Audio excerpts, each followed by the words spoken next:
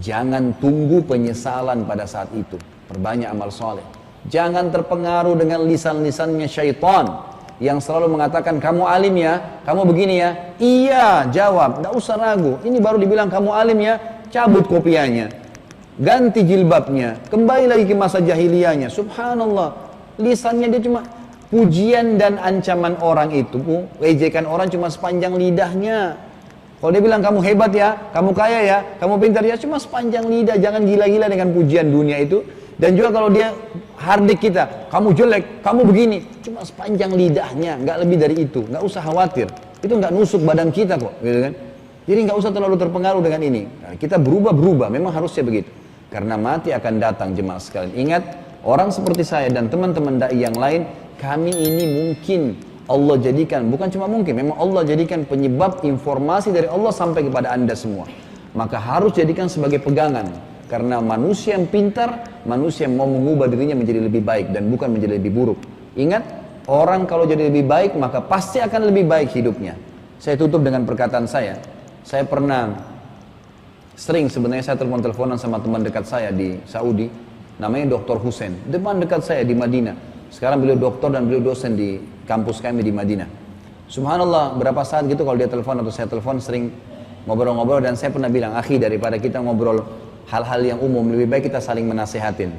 Satu waktu saya telepon langsung dia bilang, Khalid, ente aja yang mulai nasihat.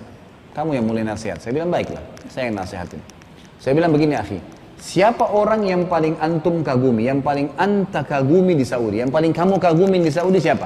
Yang kamu anggap orang itu di dunia sukses, di dunia dapat semua masalah yang dia inginkan, apa yang dia inginkan, di akhirat kamu sudah yakin dia masuk surga. Dia sempat bilang Syekh bin Baz. Dia bilang sama saya Syekh bin Baz. Syekh bin Baz ini seorang mufti di Saudi, orangnya Masya Allah, kaya raya. Setiap hari itu Syekh bin Baz kerjanya di rumahnya, ini salah satu kebaikannya ya, itu di rumahnya ada tempat di skat, gitu kan, dipasang AC, itu dibuat makanan untuk 600 orang. Di siang hari makan gratis, malam 600 orang, tiap hari 1.200 orang, gratis. Sampai tukang sampah, tukang sapu jalan sudah tahu ini rumah ada makan gratis, rumahnya beliau. Itu dari sekian banyak kebaikan yang beliau lakukan dan tersebar semua setelah beliau meninggal dunia. Subhanallah. Yang jelas dia bilang Syekh bin Baz. Kenapa? Syekh bin Baz ini karena orang alim, kaya raya di dunia, ilmunya menyebar, dan pastilah dengan kebaikan itu kita tahu dengan keyakinan kita di akhirat akan masuk surga, gitu kan? Dia bilang Syekh bin Baz, saya bilang baik. Menurut kamu sekarang Syekh bin Baz sudah masuk surga, kira-kira masuk surga? Dia bilang iya. Ini yang kita percaya, ya, dari sunnah Nabi, orang kalau beriman beramal saleh masuk surga. Baiklah. Saya bilang, akhi, ini nasihat saya, dan ini nasihat saya juga untuk jemaah semua. Saya bilang, akhi, Syekh bin Baz sudah meninggal, dan dia dapat apa yang sudah dia lakukan. Apa yang kamu sangka, insya Allah dia dapat tuh. Ilmunya sudah nyebar, dia sudah berikan makan orang banyak, dia juga sekarang sudah, insya Allah sudah masuk surga. Artinya, Allah SWT targetkan hidupnya masuk surga sudah. Tinggal melalui alam barzah, nanti di akhirat masuk surga. Itu Syekh bin Baz, sudah dapat apa yang kamu katakan sudah benar didapat.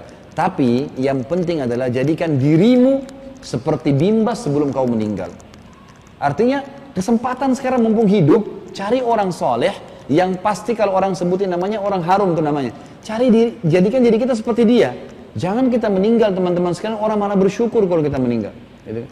Ada orang subhanallah meninggal, orang bilang alhamdulillah dia mati. Gitu kan? Luar biasa. Kita mau kalau kita meninggal orang bilang, oh Masya Allah tuh orang soleh. Oh Masya Allah dia dulu pernah begini. Lalu ternukil kisah-kisah. Subhanallah, orang yang ikhlas dalam hidupnya itu cirinya kata ulama. Kalau dia meninggal, kisah tentang dirinya banyak dinukil nanti. Setelah dia meninggal, itu makin nyebar. Seperti kisah tadi, banyak kisah-kisah orang-orang soleh yang kita sebutkan. Itu dari tahun berapa gitu kan. Sudah lama. Tapi Allah nukil jadi pelajaran, jadi amal jariyah buat mereka. Karena keikhlasannya. Jadi kita harus menjadi orang-orang yang kalau kita di dunia berhasil, di akhirat juga kita mendapatkan berhasil. Tolak ukurnya kalau meninggal orang bisa menilai, oh ini baik atau buruk, kan gitu. Jadi itu patokannya. Inilah kurang lebih ketakwaan yang kita bahas teman-teman sekalian.